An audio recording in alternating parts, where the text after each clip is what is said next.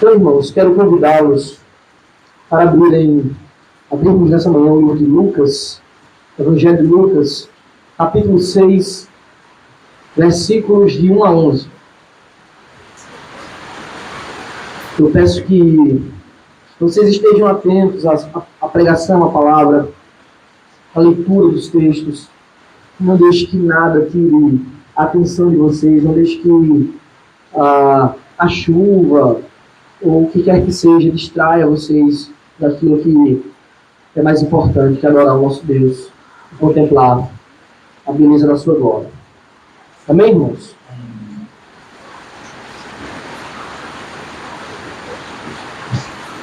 Lucas, capítulo 6, versículos que vão de 1 a 11, a palavra do nosso Deus diz assim: Aconteceu que, um sábado, Jesus passava pelas searas e os seus discípulos colhiam e comiam espigas, debulhando-as com as mãos. E alguns dos fariseus lhes disseram: Por que vocês fazem o que não é lícito aos sábados? Jesus tomou a palavra e disse: Vocês nem ao menos leram o que Davi fez quando teve fome, ele e os seus companheiros, como entrou na casa de Deus e pegou os pães da proposição, comeu e deu também aos que estavam com ele pães que não lhes era lícito comer, mas exclusivamente aos sacerdotes? Então Jesus lhes disse: O Filho do Homem é o Senhor do sábado. Aconteceu que, em outro sábado, Jesus entrou na sinagoga e começou a ensinar. Estava ali um homem que tinha a mão direita ressequida. Os escribas e os fariseus observavam Jesus, procurando ver se ele faria uma cura no sábado, a fim de acharem de que o acusar. Mas Jesus, conhecendo os pensamentos deles, disse ao homem da mão ressequida: Levante-se e venha para o meio. E ele, levantando-se, ficou em pé. Então Jesus disse a eles: Vou fazer uma pergunta a vocês. É lícito, no sábado, fazer o bem ou fazer o mal? Salvar uma vida ou deixar que se perca? Então Jesus, olhando para todos os que estavam ao redor, disse ao homem: Estenda a mão. Ele assim o fez, e a mão lhe foi restaurada. Mas eles se encheram de furor e discutiam entre si quanto ao que fariam contra Jesus. Vamos orar, irmãos.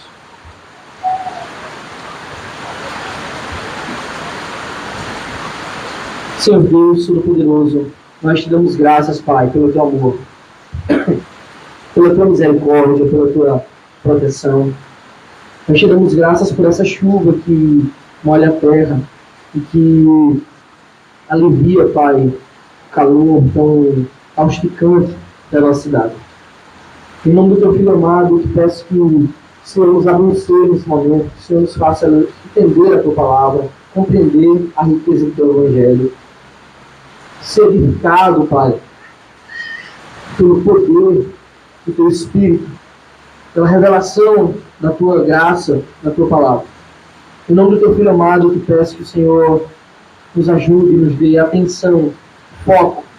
Não permita que alguma coisa tire a nossa distração, para que não sejamos edificados pela tua palavra. Em nome do teu Filho amado, eu te peço que todos nós saiamos daqui hoje mais santos, com vontade de servir cada vez mais, e alegres com a tua graça, com os teus princípios, com o estabelecimento da tua ordem. Ó Deus, eu oro a ti, ó Deus, em favor da igreja, e te peço que o Senhor nos faça compreender as virtudes do teu reino. Que o Senhor não me permita falar aquilo que não pertence à tua palavra, mas apenas que da minha boca saia palavras edificantes que confirmam a tua escritura perfeita. Em nome de Jesus, eu clamo a ti pelo teu Santo Espírito, em favor da nossa igreja, em favor de mim. É assim que eu oro. E desde já te agradeço por tudo. Amém, Senhor. Irmãos, essa passagem que estamos analisando hoje, quando colocada junto com as 3 últimas passagens que foram pregadas aqui nos últimos domingos, elas formam um conjunto de 4 controvérsias que foram levantadas pelos religiosos daquela época, que eram inimigos de Cristo, inimigos do Evangelho, mas que se diziam servos de Deus. Escribas, fariseus e, de modo muito interessante, até alguns dos discípulos de João Batista estavam no meio. É interessante que não há uma indicação clara pela leitura da Bíblia de que essas passagens, de que esses acontecimentos, eles se deram nessa ordem cronológica, e nem que foi diretamente um depois do outro, como aparece.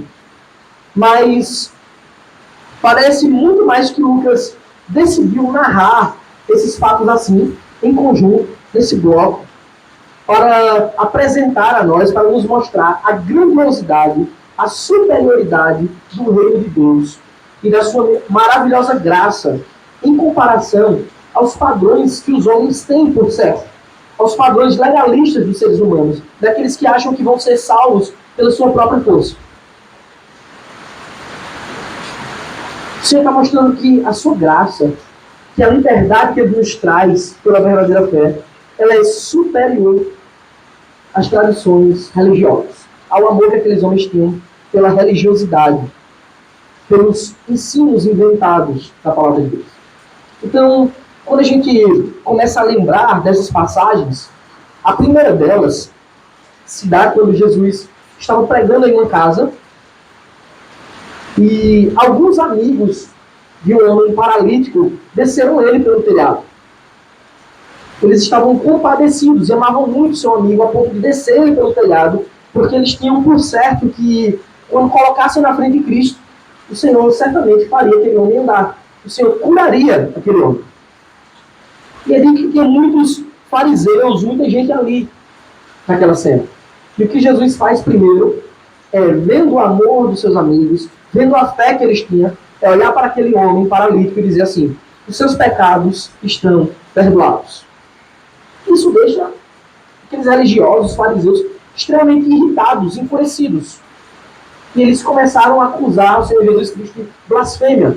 Você é um blasfemo, porque só quem pode perdoar pecados é Deus. E você está se colocando no lugar de Deus. De fato, Cristo é Deus. E Ele perdoa, sim, os pecados. E aí que o Senhor revela também a sua graça. Ele revela o seu poder. Ele não tem apenas poder para perdoar pecados, mas para restaurar toda e qualquer natureza danificada pelo pecado. Você olha para aquele homem e decide curá-lo por completo. Não só espiritualmente, perdoando os pecados dele, mas também curar aquele homem fisicamente. E diante de todos, ele disse àquele paralítico: homem, levante-se, pegue o seu leito e vá para casa. Tome o teu leito e ande, mostrando sim que ele tem em suas mãos o poder restaurador. Não só purificador, mas também restaurador. Essa é a primeira das controvérsias levantadas por aqueles fariseus.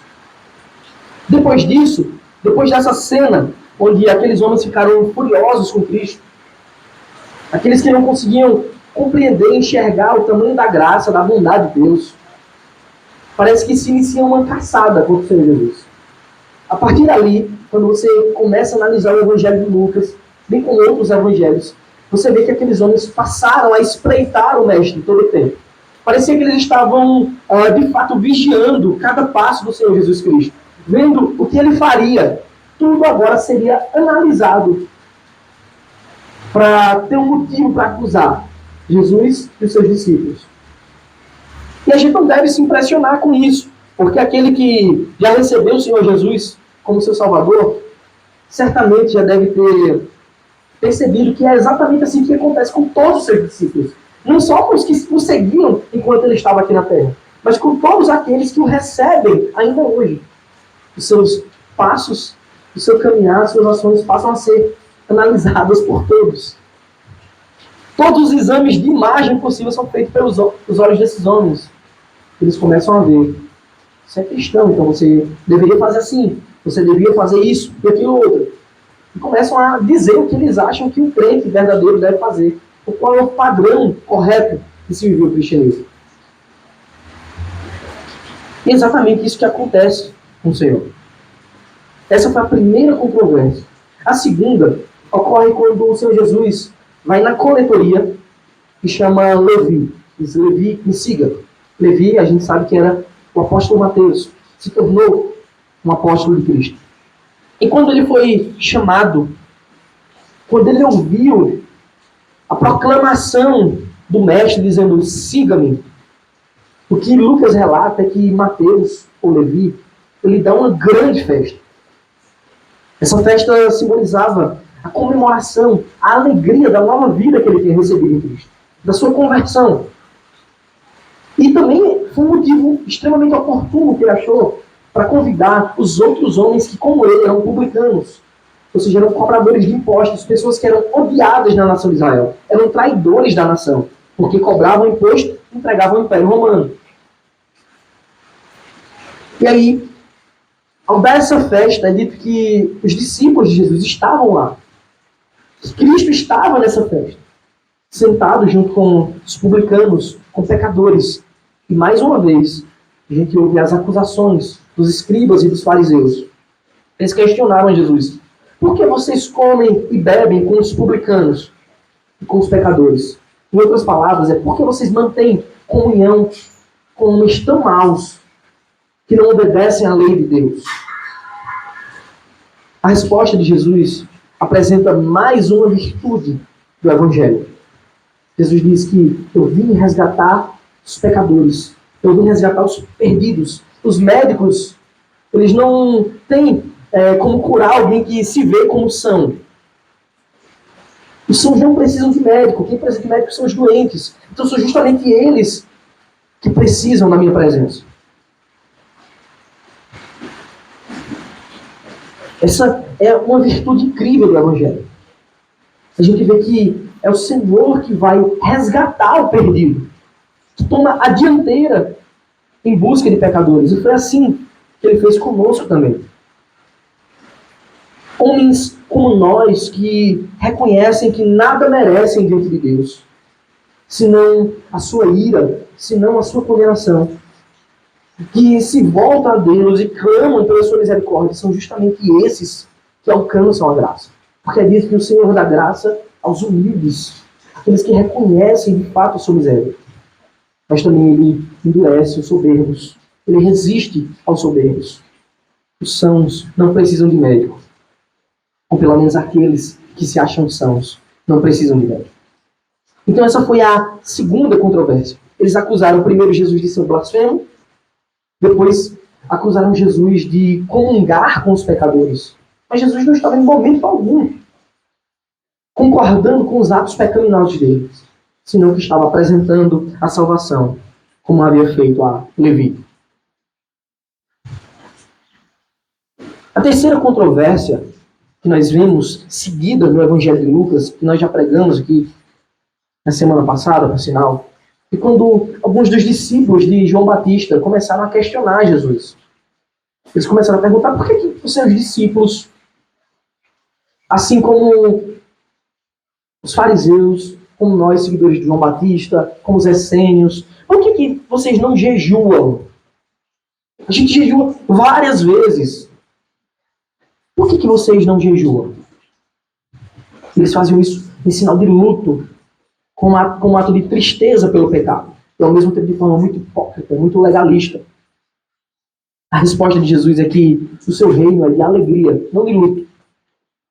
Ao contrário do luto pela morte, o reino de Deus é festa pela vida nova, simbolizada pela festa dada por Levi. Ao receber a salvação, ao receber a vida eterna do Mestre, mesmo quando não merecia nada.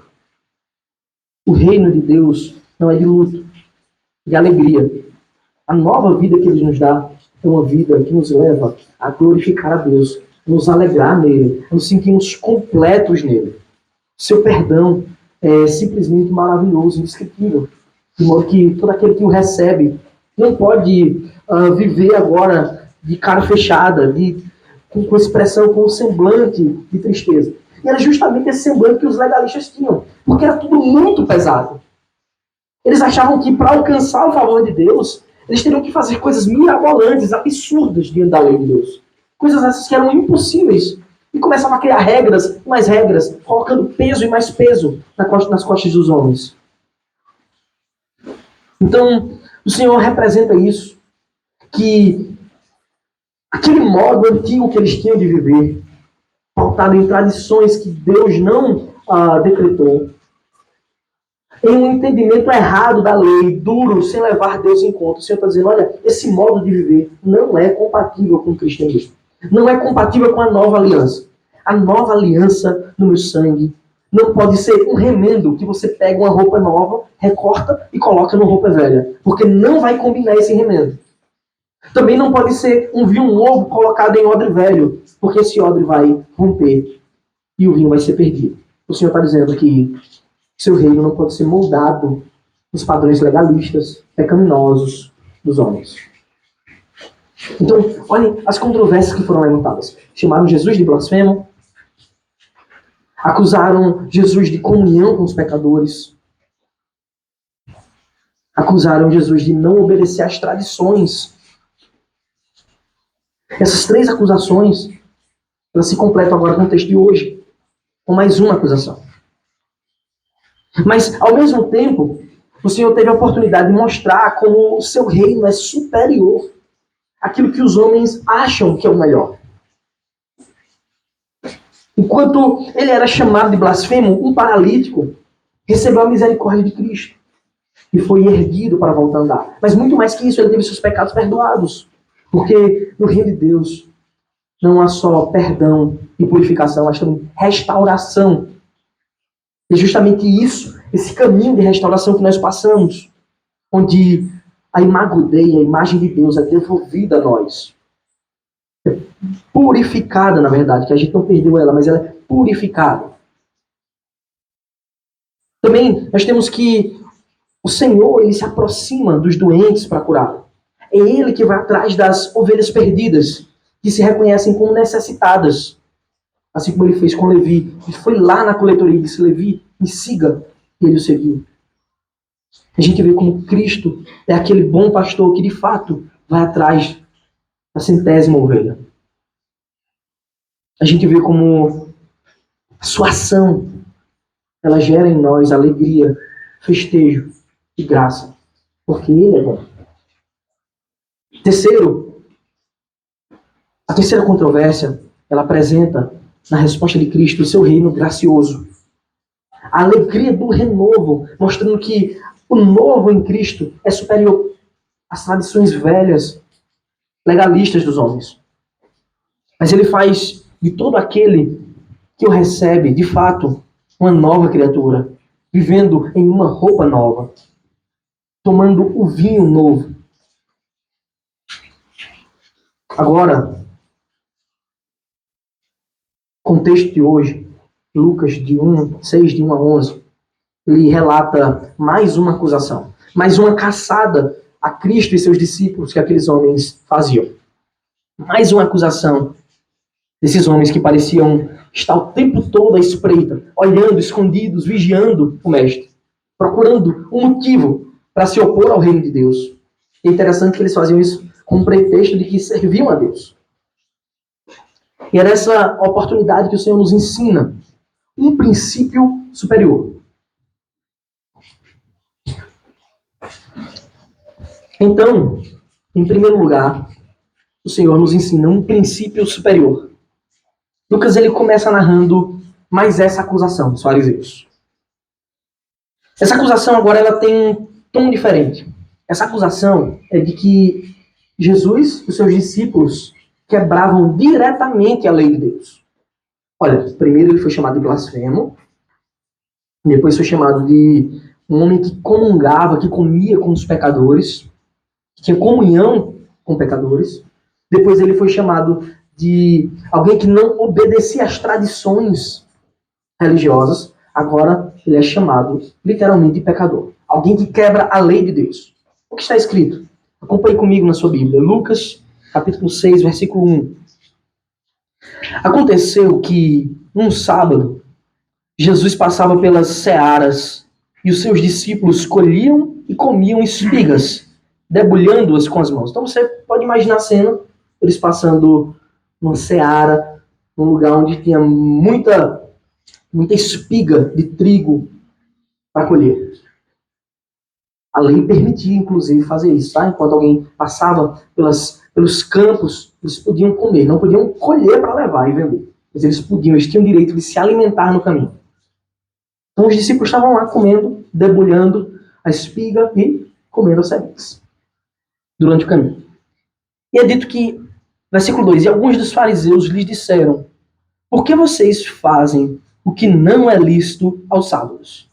Então, a primeira coisa que a gente deve notar é que a acusação deles não foi de eles estarem pegando as espigas de campos de outras pessoas.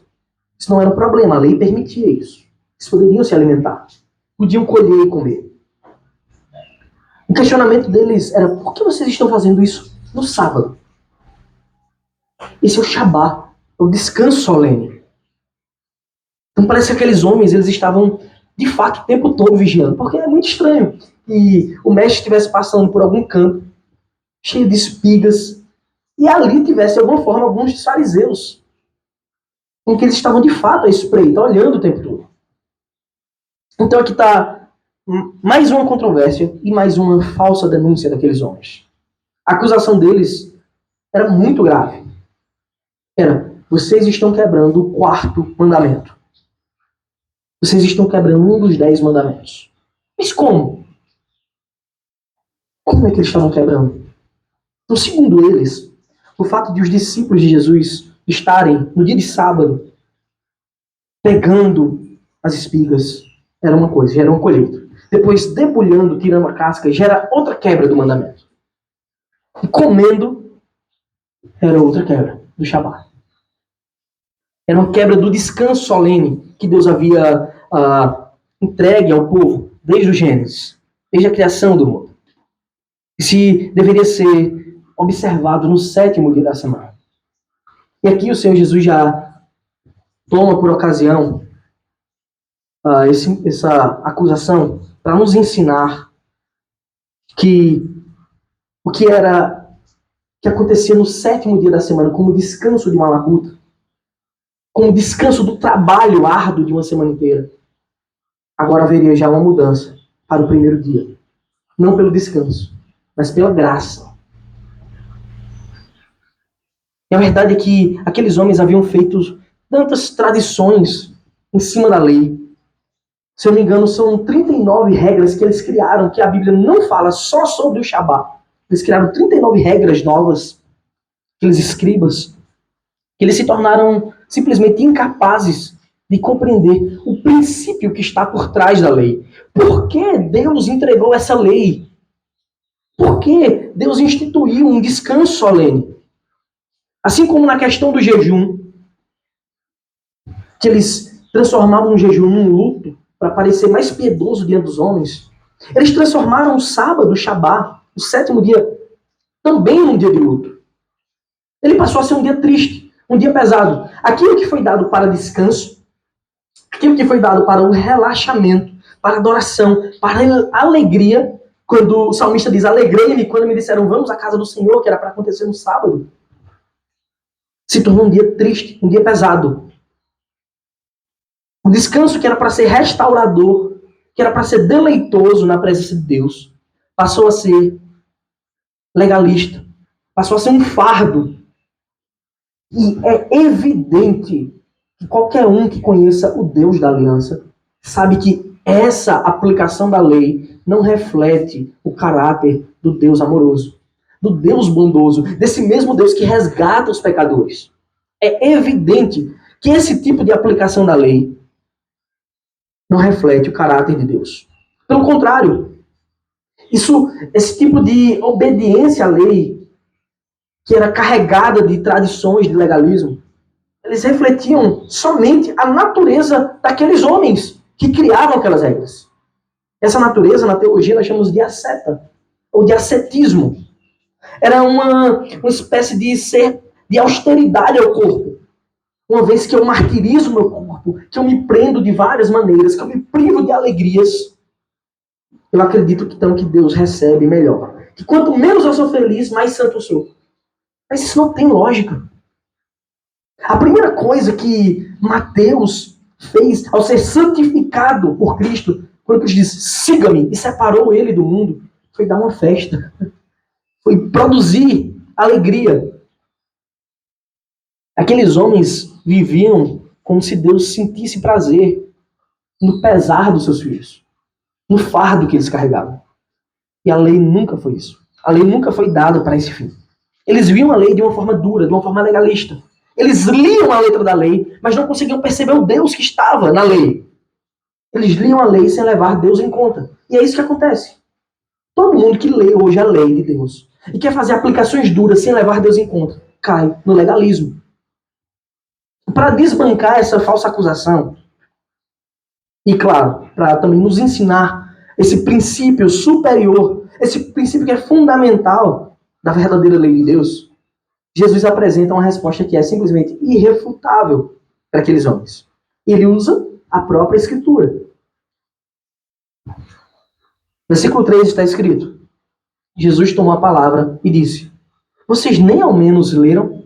Imagino que isso devia ser uma ofensa muito grande para os escribas e fariseus. Vocês não leram? Era uma ofensa imensa. Vocês nem ao menos leram o que Davi fez quando teve fome, ele e os seus companheiros, como entrou na casa de Deus e pegando os pães da proposição, comeu e deu também aos que estavam com ele, pães que não lhes eram lícito comer, mas exclusivamente aos sacerdotes. O questionamento de Jesus, ele não só calou a boca daqueles arrogantes, como deve ter deixado eles também furiosos. Eles ficaram furiosos. E a gente vê essa fúria no decorrer do Evangelho. Na próxima passagem que a gente vai avaliar, mas também no decorrer do Evangelho.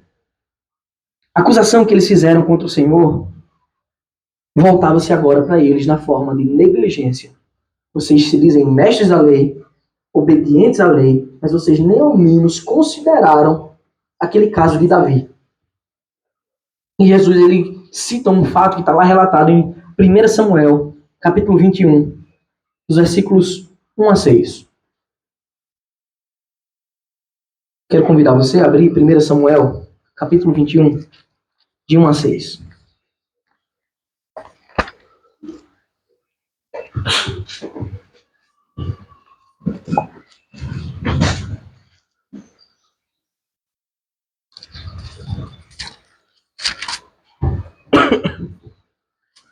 Está escrito: então Davi foi a Nob, ao sacerdote Aimeleque. Aimeleque, tremendo, saiu ao encontro de Davi e perguntou: por que você está sozinho e ninguém veio com você? Davi respondeu ao sacerdote Aimeleque: o rei me deu uma ordem e me disse que ninguém deveria saber, porque ele me enviou e qual é a tarefa de que ele me incumbiu. Quanto aos meus soldados, combinei que me encontrassem em tal e tal lugar. Agora, o que você tem à mão? Dê-me 5 pães, ou o que puder encontrar. O sacerdote respondeu a Davi, dizendo: não tenho pão comum à mão, porém pão sagrado. Se ao menos os seus soldados se abstiveram das mulheres, Davi respondeu ao sacerdote: sim, como sempre, quando saio à campanha, foram-nos vedadas as mulheres, e os corpos dos soldados não estão imundos. Se isso acontece em viagem comum, quanto mais serão puros hoje. Então o sacerdote deu a Davi o pão sagrado, porque não havia ali outro, a não ser os pães da proposição que tinham sido tirados de diante do Senhor, quando foram trocados no devido dia por pão quente.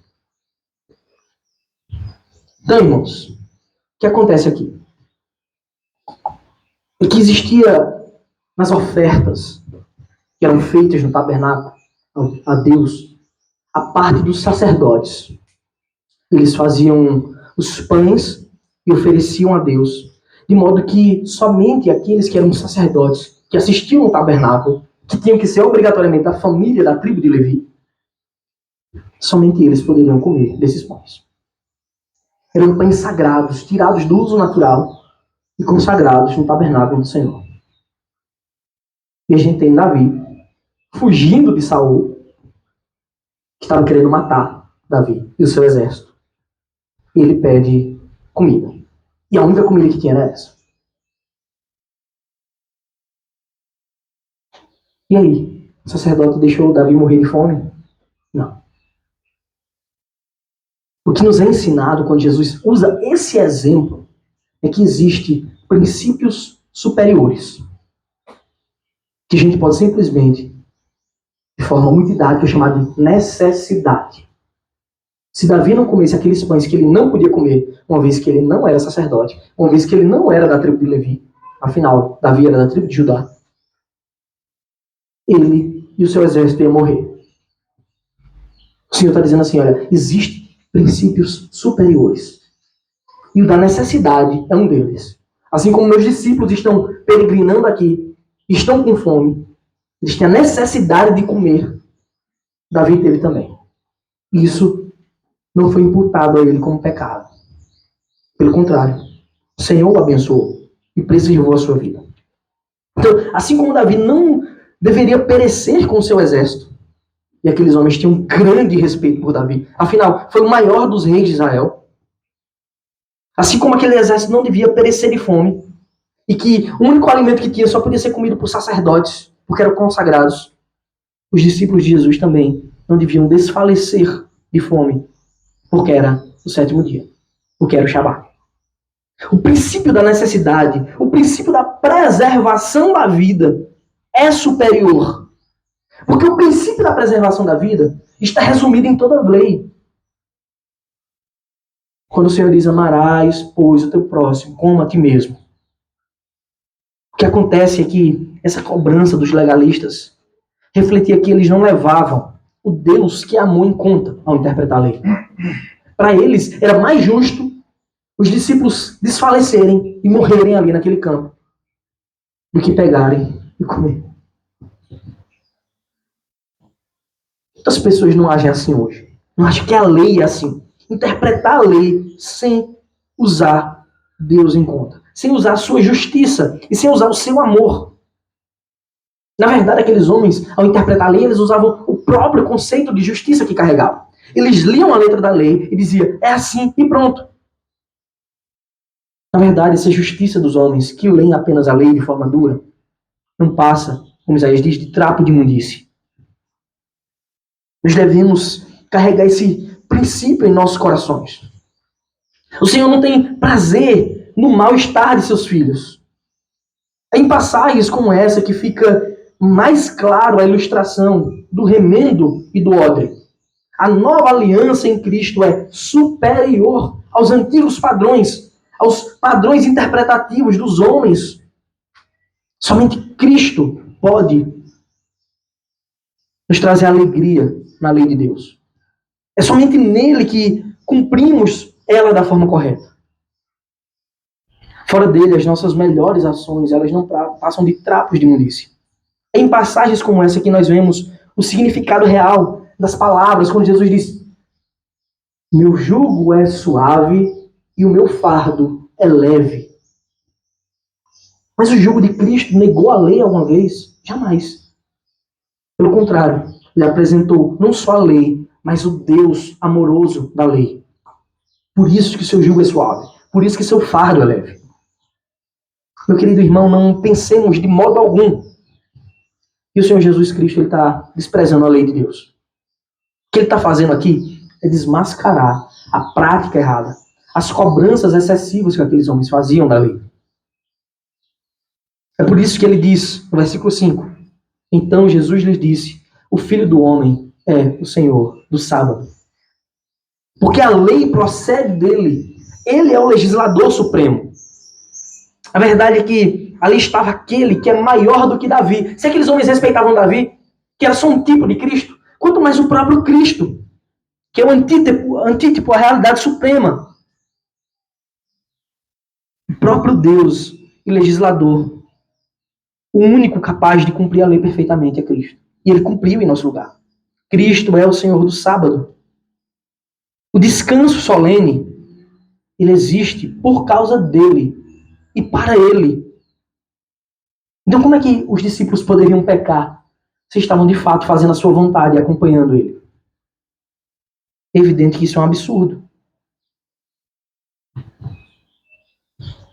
Mas existem muitos outros textos que refletem essa graça de Deus, quanto à misericórdia, quanto à necessidade superior a algumas regras.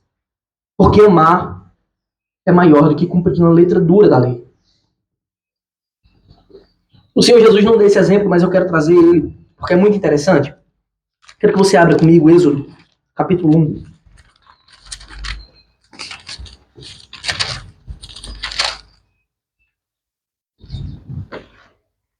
Quando o povo estava cativo no Egito, quando o povo se espalhava e crescia, e Faraó temeu que a nação que os hebreus crescessem demais e tomassem o reino. É dito isso aqui. Êxodo, capítulo 1, versículo 15. O rei do Egito deu uma ordem às parteiras hebreias, das quais uma se chamava Sifrá e a outra se chamava Puá. Ele disse: quando vocês servirem de parteiras às mulheres hebreias, verifiquem se é menino ou menina. Se for menino, matem. Se for menina, deixem viver. Olha o que está escrito. As parteiras, porém, temeram a Deus e não fizeram o que o rei do Egito lhes havia ordenado. Pelo contrário, deixaram viver os meninos. Elas preservaram a vida dos meninos. Então o rei do Egito chamou as parteiras e lhes perguntou: por que vocês fizeram isso e deixaram viver os meninos? O que era certo? Ela dizer: não, a gente desobedeceu a você, pode matar a gente. Ou preservar a própria vida. Porque elas fizeram o que é certo diante de Deus. É evidente que preservar a vida é mais importante. Olha o que foi dito, versículo 19. As parteiras responderam a Faraó: desculpa, é que as mulheres hebreias não são como as egípcias, são vigorosas e dão à luz antes que a parteira chegue. Aí você pensa, será que Deus aprovou essa atitude delas? Versículo 20. E Deus foi bom para as parteiras, e o povo aumentou e se tornou muito forte. E porque as parteiras temeram a Deus, ele lhes constituiu família. Então Faraó deu ordem a todo o seu povo, dizendo: joguem no rio Nilo todos os meninos hebreus que nascerem, quanto as meninas deixem viver. Esse é o princípio superior da lei. O amor, a preservação da vida é superior à letra dura de alguns mandamentos. Porque a gente só consegue chegar a essa conclusão quando a gente olha o mandamento e não vê apenas letras, mas vê o Deus gracioso naqueles mandamentos.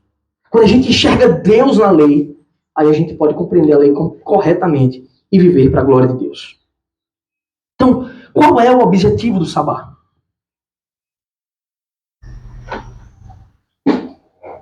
Qual é o objetivo do sabá? Essa é uma pergunta importante que nós devemos fazer. Se o Senhor não aboliu a lei, então qual é o objetivo do sabá? Está lá em Marcos. Convido você também a abrir sua Bíblia. Capítulo 2. Marcos, ele aqui está relatando justamente essa mesma passagem. Vamos ler apenas os versículos 27 e 28. Marcos 2, 27 e 28.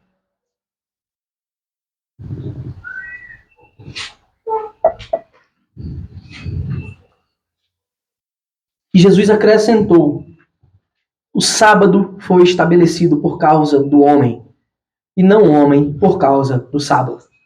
Assim, o Filho do Homem é Senhor também do sábado. Shabá, meus irmãos, não tem um fim em si mesmo. O sábado, ele foi estabelecido para o homem. Porque às vezes é necessário Deus dizer: você precisa descansar, porque se você não descansar, você vai padecer. Você precisa descansar. Shabá é dia de deleite, dia de descanso. É o Senhor preservando também a nossa vida.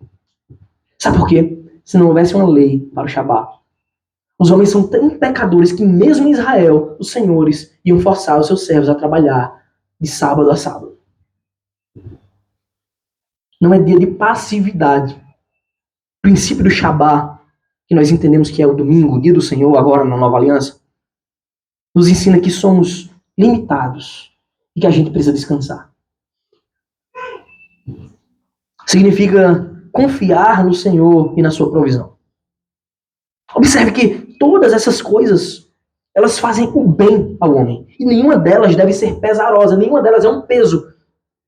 Você não pode comer, você não pode fazer aquilo, você não pode fazer aquilo outro. Nenhuma delas é um peso. Só mostra o amor de Deus, a sua provisão, o seu cuidado.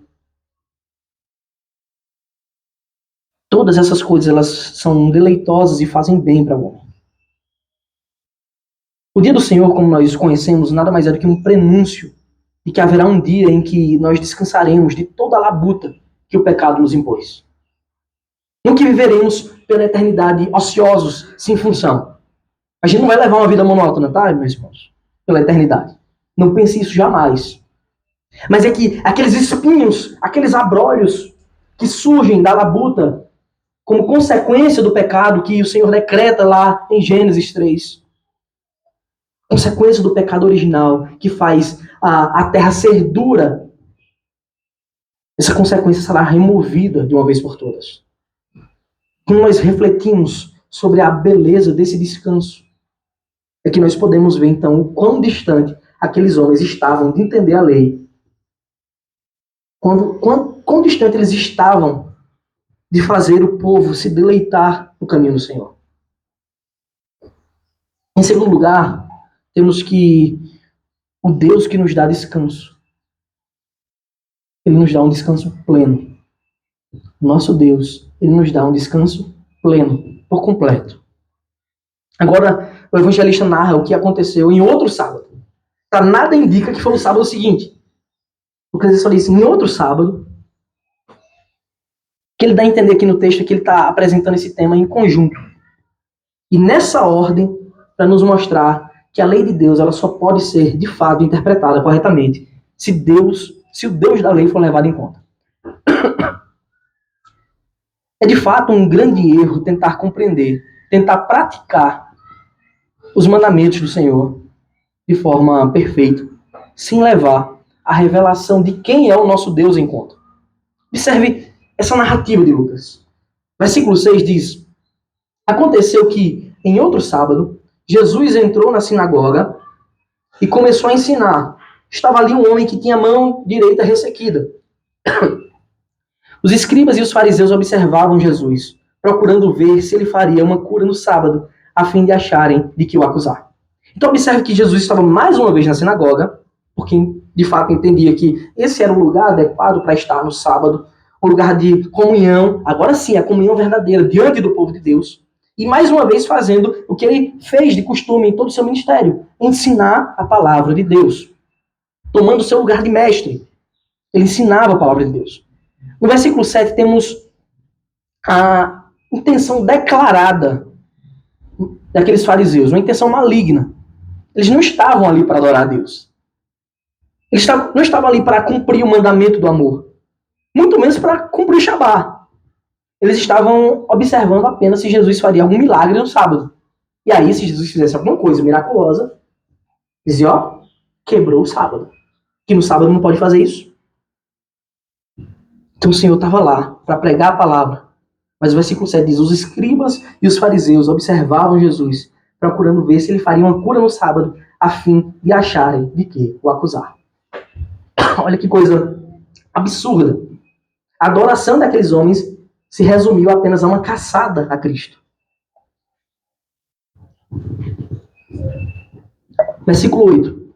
Mas Jesus, conhecendo os pensamentos deles, disse ao homem da mão ressequida. Jesus, conhecendo os pensamentos dele, levante-se e venha para o meio. E ele, levantando-se, ficou em pé.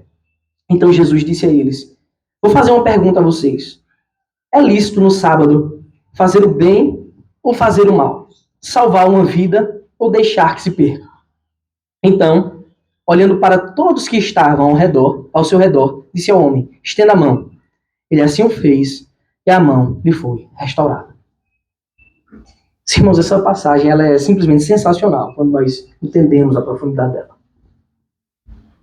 Lucas descreve tantas características sublimes do Senhor em oposição à maldade e o legalismo daqueles pecadores que não temos tempo para discorrer sobre a profundidade de todas essas verdades que são levantadas aqui, tá? Mas pelo menos a gente vai citar algumas delas. Ele começa logo falando da onisciência de Jesus. Esse atributo, obviamente, ele só pertence a Deus. Só Deus sabe todas as coisas. Só Deus conhece os pensamentos, porque só Deus sonda os corações dos homens. Então, o fato de Jesus saber o que se passava na mente deles já reflete a divindade de Cristo. O nosso Senhor, o nosso Salvador, é Deus, é o Verbo que se encarnou. E o que está relatado aqui é que Jesus ele conhecia os pensamentos malignos daqueles homens. Em contraponto a esse modo de pensar, em contraponto a esse modo de ser daqueles pecadores, o Senhor age agora com sabedoria e compaixão, fazendo justamente o contrário do que eles faziam. Quando eles eram impiedosos, incompassivos, o Senhor age com compaixão e com sabedoria. A sua sabedoria fica evidente de forma muito clara na pergunta que ele faz. E a sua compaixão fica mais evidente ainda como ele age em favor daquele homem que tinha um membro tão importante do corpo deficiente. É interessante que somente Lucas escreve que a mão daquele homem ressequida era a mão direita, dando a entender que era a mão dominante. Ou seja, alguém que tinha a vida totalmente prejudicada por essa falta. Então Jesus ele começa a expor a maldade do coração daqueles homens. Ele faz uma pergunta, ele chama aquele homem na frente. Aquele homem, quando estivesse na frente diante de todos, o sentimento que era para uma pessoa santa ter, alguém que ama ao Senhor, era de compaixão. Meu Deus, que situação difícil. Que situação triste para um homem ter a sua mão ressequida, deficiente. Mas o que acontece é justamente o contrário. Não bastasse o Senhor trazer aquele homem para o meio, ele ainda faz uma pergunta. É lícito, no sábado, fazer o bem ou fazer o mal? Essa é uma pergunta óbvia. Em dia nenhum, para um servo de Deus, é lícito fazer o mal. Que dirá no sábado. Mas o sábado, é lícito fazer o quê? E ele diz mais, salvar uma vida ou deixar que se perca? Não é verdade que essa resposta é óbvia? E é, por sinal, um dos próprios mandamentos da lei de Deus, de amar o próximo. Se nós devemos amar o próximo como a nós mesmos, a resposta é simples. Só é lícito fazer o bem. O mal deve estar fora de cogitação das nossas mentes. Por isso a pergunta ela não é só desconcertante, no sentido de que era óbvio que a cura não seria uma quebra do Deus do Senhor. Pois o princípio do amor procede de Deus e prevalece o princípio da necessidade. Mas o mais desconcertante na pergunta de Jesus é o fato de que, naquele exato instante, onde ele pergunta, é lícito fazer o bem ou fazer o mal? A mente daqueles homens estava planejando fazer o mal. É por isso que essa pergunta é tão desconcertante. Porque no dia do Senhor, quando o Senhor Jesus diz, é lícito no dia do Senhor fazer o bem ou fazer o mal? Eles certamente iriam para Cristo. Não pode curar, não pode fazer esse bem. Mas eles mesmos estavam maquinando a morte de Cristo no dia do Senhor. Eles, com desculpa da lei, não só impediam o bem, como eles mesmos tramavam o mal contra Jesus. Isso é o que o pecado faz com o homem. Ele cega. Ele cega o homem de qualquer natureza. Pode não ter religião nenhuma, ou pode ser o religioso extremo como esses. É aqui que nós vemos como nós devemos ter cuidado com a falsa religiosidade, que não leva a bondade e o caráter santo de Deus em conta. A lei de Deus é boa e dela não procede nenhum mal. Se a da lei não procede nenhum mal, certamente isso é lícito fazer o bem. Não é à toa que Marcos ele descreve o sentimento de Jesus e a sua angústia naquele momento. Marcos também narra essa passagem. Marcos 3, versículo 5, está escrito assim: então Jesus, olhando em volta, indignado e entristecido com a dureza do coração daquelas pessoas, disse ao homem, estenda a mão. O homem estendeu a mão e ela lhe foi restaurada. Esse foi um sentimento de Cristo. Indignação e entristecimento. Tristeza. Porque eles não conseguiam perceber o tamanho do mal, das trevas que tinham alcançado aqueles corações. Nem mesmo a maldade daqueles homens impediu o Senhor de fazer mais um grande milagre diante de todos. Nosso Deus, mais uma vez, fica claro que Ele é o Deus restaurador. É o Deus do renovo. É o Deus que nos ensina a fazer o bem. Isso é cumprir a lei de Deus de verdade. Fazer o bem é o cumprimento da lei. A graça é maior do que as invenções dos homens. E o maior de todos os mandamentos, sem dúvida, é o amor. Versículo 11 está narrado o sentimento deles.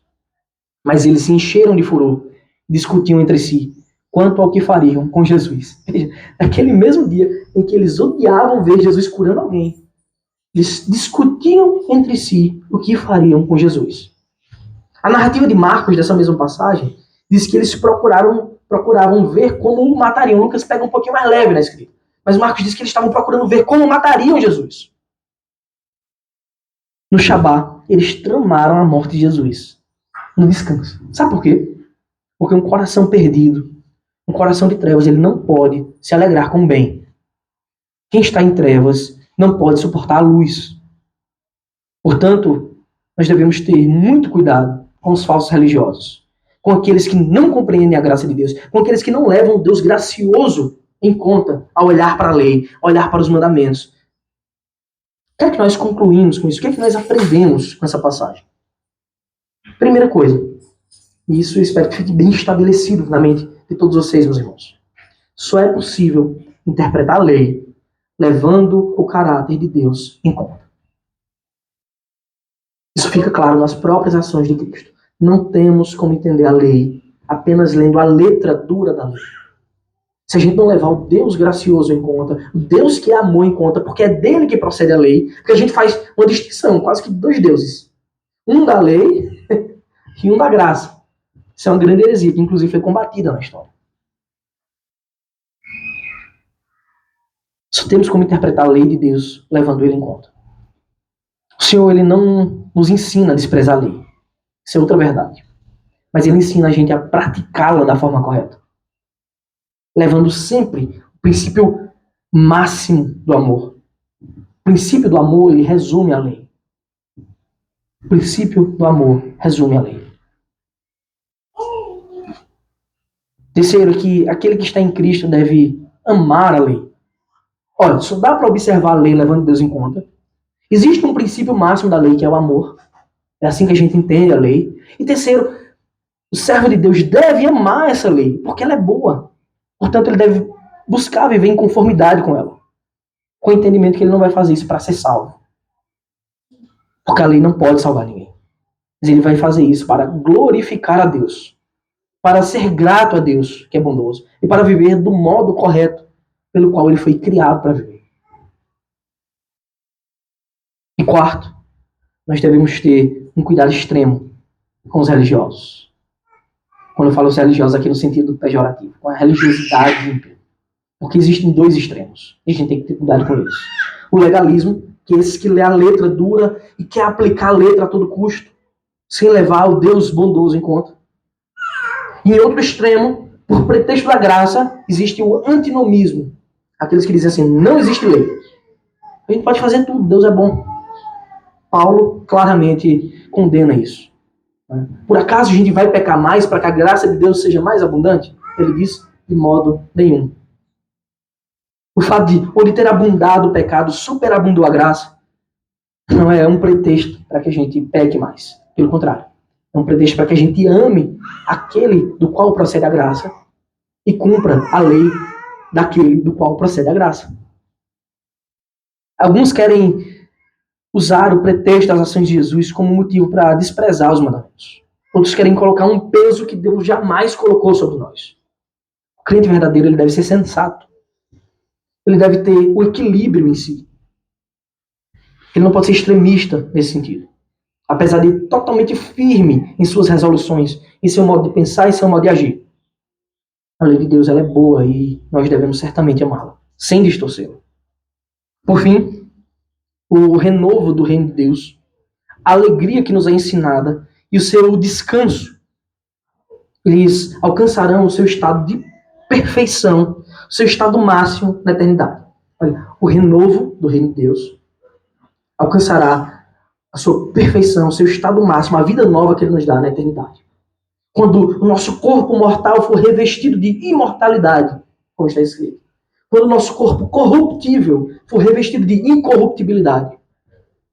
Quando, de fato, a morte for tragada pela vitória de Cristo. aí nós entraremos no reino de forma plena. Esse será o renovo perfeito e absoluto. E aí nós entraremos de fato no gozo pleno também, na alegria plena. Por consequência, no descanso perfeito, no descanso pleno, no descanso ativo para a glória de Deus. Lembremos das palavras do apóstolo Paulo. Ao observar a lei, nós devemos ter esse princípio em mente. Está lá em 1 Coríntios 13:13. Agora, pois, permanecem a fé, a esperança e o amor. Estes três, porém, o maior deles é o amor. Que o Senhor nos ajude a viver em santidade até o fim e obedecer aos seus mandamentos. Amém.